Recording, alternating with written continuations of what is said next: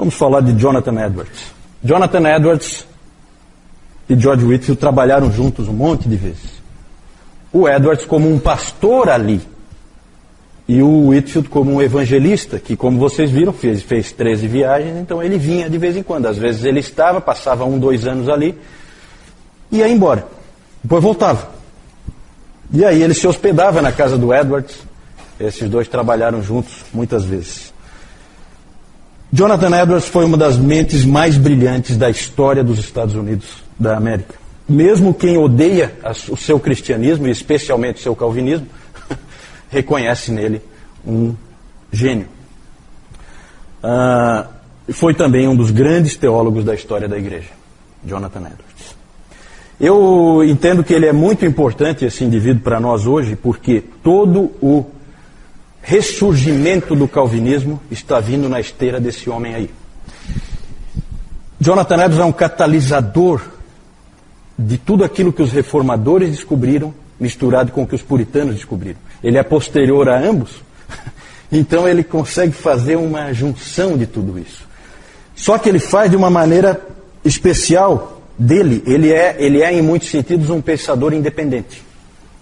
Ele não é um indivíduo, ele conhece os escritos de todos os pais da igreja, os escritos dos puritanos, os escritos de Calvino, os escritos de Lutero, mas ele não se prende a eles. Ele, em muitos sentidos, é um pensador independente. Há um tempo atrás, o Newton, ele me mostrou, o irmão dele, o Nelson, mandou para ele, foi, né, Newton, uma revista, Christianity Today, edição de setembro de 2006, em que falava, na capa, depois eu vou mostrar a capa para vocês, eu tenho uma imagem que eu consegui na internet, mas o Newton me mostrou naquela época, eu dei uma lida e tal, a Christianity Today falando de como os jovens estavam voltando ao calvinismo dentro da igreja americana. E isso aí é a olhos vistos que está acontecendo lá.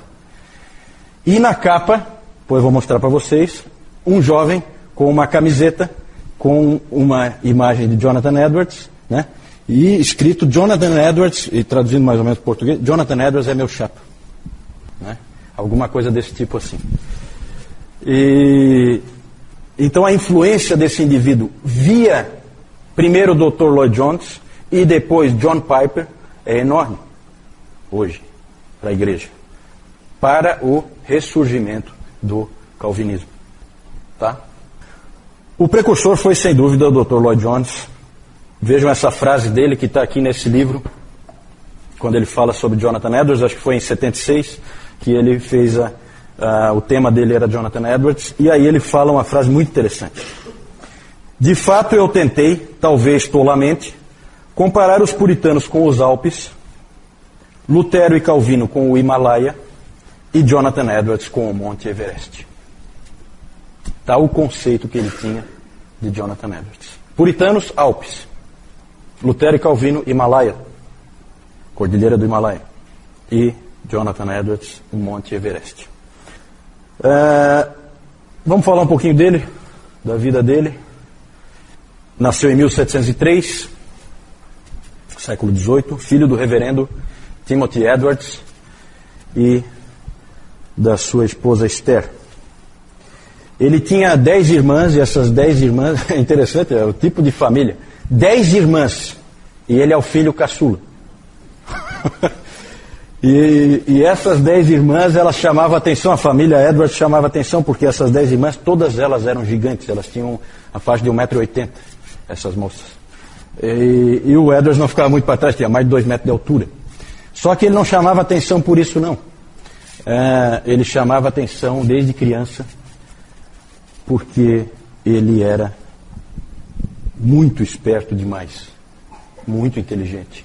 Alguma coisa fora do comum, e as pessoas viam que ele era um menino fora do comum. Ele sabia latim fluentemente com 7 anos, e um pouquinho depois ele aprendeu hebraico e grego. Aos 11 ou 12 anos, por aí, ele escrevia ensaios sobre assuntos, até você consulta na internet, você vê, ele escreveu um ensaio sobre insetos, um trabalho mesmo científico sobre insetos, que o pessoal lê com muito prazer hoje ainda, né? 12 anos de idade. Então é um indivíduo fora do comum, um gênio. Desde cedo já se percebia isso. Ele foi estudar em Yale e mais ou menos no tempo da formatura dele aconteceu uma coisa muito importante com ele. Ele odiava antes a doutrina da soberania de Deus. Era uma doutrina que assustava ele.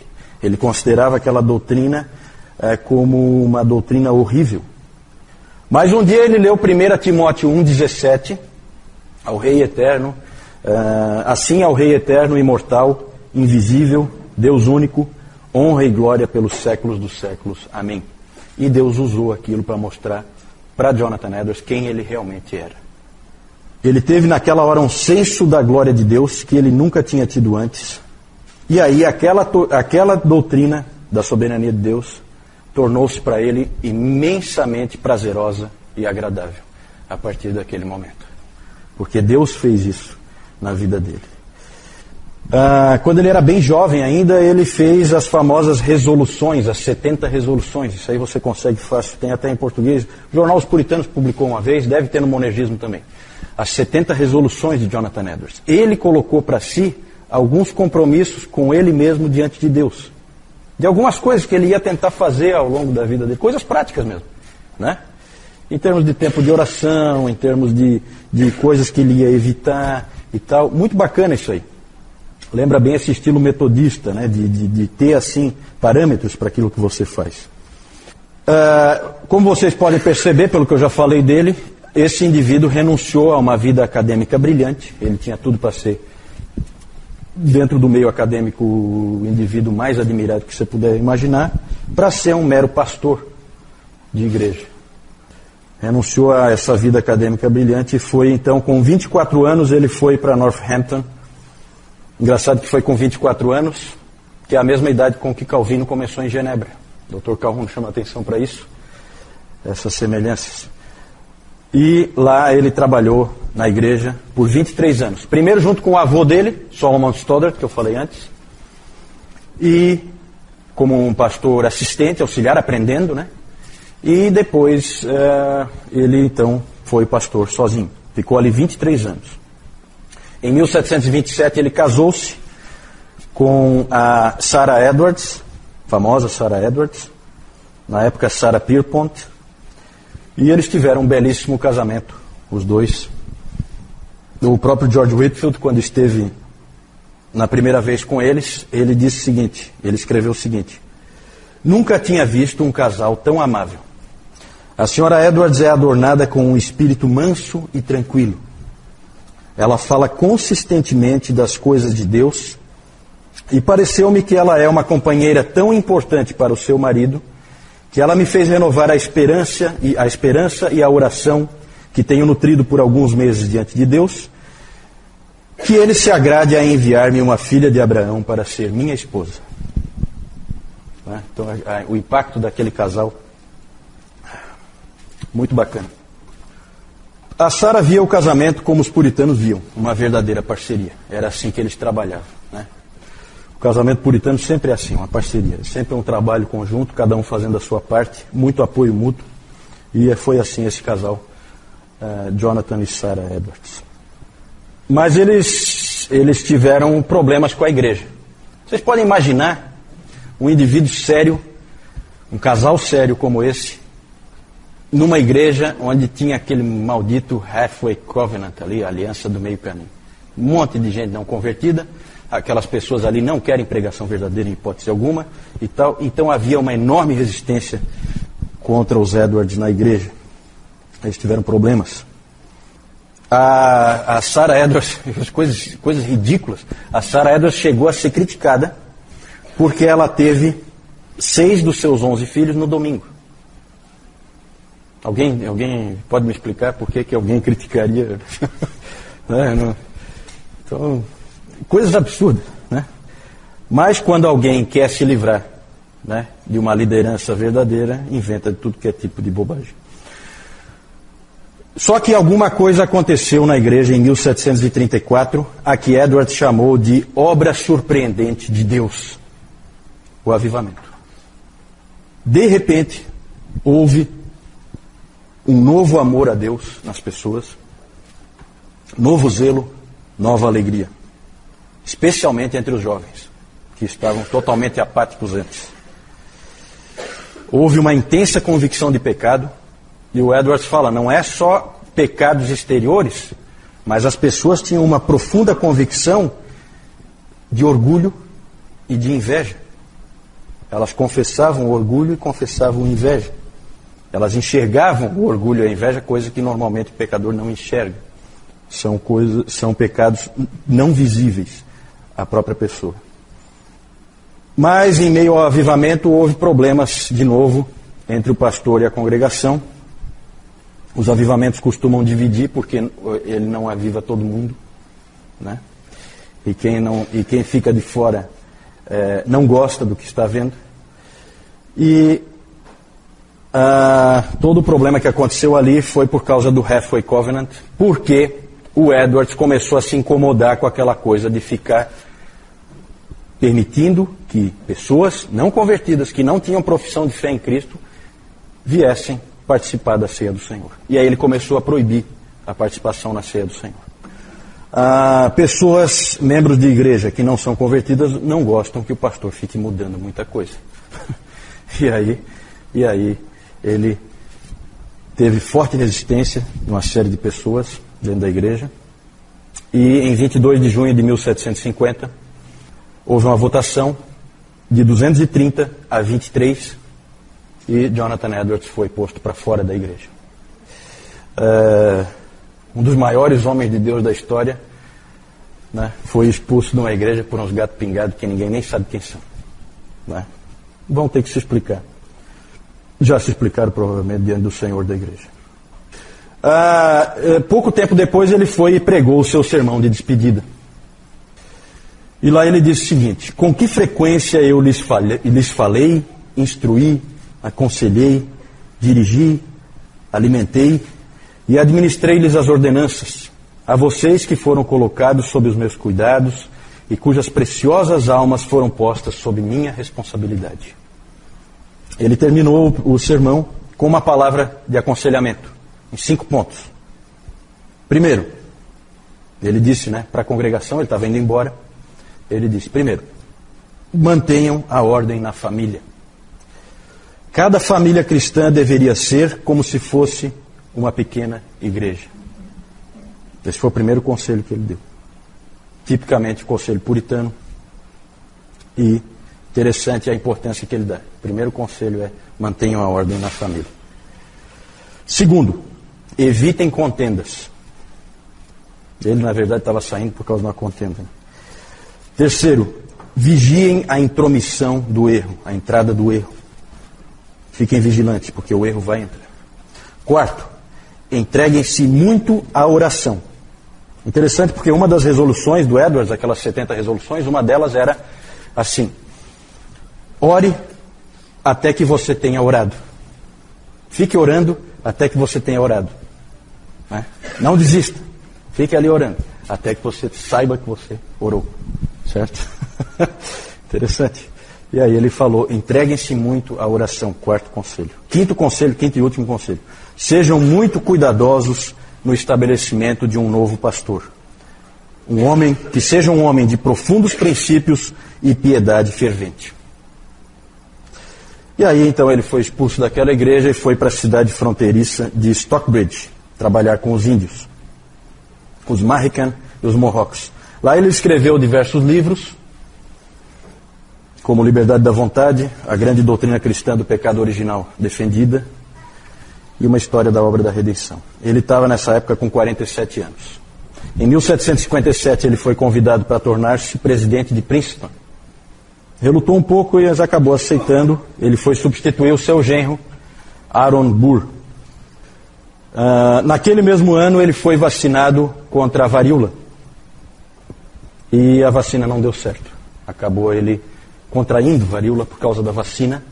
E então ele acabou falecendo aos 55 anos, a idade com que Calvino morreu. Interessante. Certo? Não deu nem tempo dele ser presidente de Princeton, certamente teria feito um grande impacto ali, mas não deu tempo, naquele mesmo ano ele foi vacinado e morreu. Congregacional. Congregacional. Igreja independente, parecido, né, com os batistas, também a igreja independente, só que ela batiza crianças. Não, os puritanos que vieram lá para os Estados Unidos, boa parte deles, não sei se a maioria, mas boa parte deles eram congregacionais. Eram chamados de independentes. Lá na Inglaterra eles eram chamados de independentes. O Whitefield na verdade o Whitefield nunca foi metodista, ele sempre se manteve anglicano, né? Metodista no sentido não denominacional, metodista no sentido de um grupo dentro da igreja anglicana, certo?